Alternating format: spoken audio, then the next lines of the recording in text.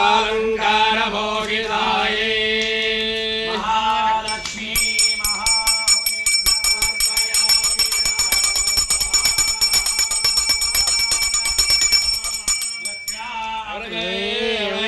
नमोर्मे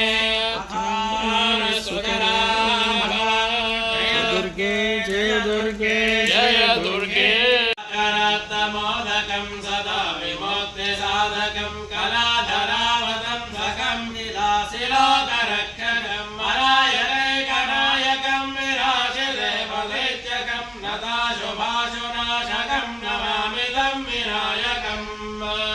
न भेदरादिभीकरं नवोदितार्कभास्वरं नमः सुरारिनिर्जरं नथाधिकापदुत्तरं सुरेश्वरं निधीश्वरं गजेश्वरं गणेश्वरं महेश्वरं तमाश्रये परात्परं निरन्तरं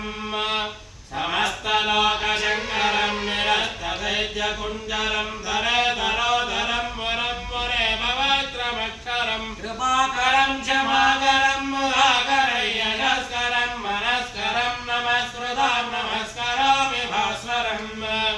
अकिञ्चनार्तिमार्जनं चिरन्तनोक्तिभाजनं मुरारिपूर्वनन्दनं सुरारिगर्वगर्वणं प्रपञ्चनाशभीषणं धनञ्जयादिभूषणं कपोलदानवारणं भजे पुराणवारणम्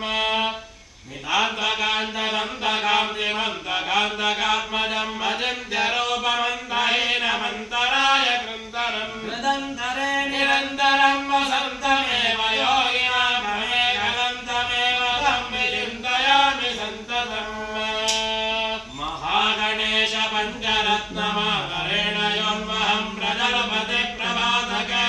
स्मरन् गणेश्वरम् अरोगतापदोषदां सुसाहिनीं सुपुत्रतां समाहिताय राष्ट्रभूतिमभ्युपैति सोऽजिराद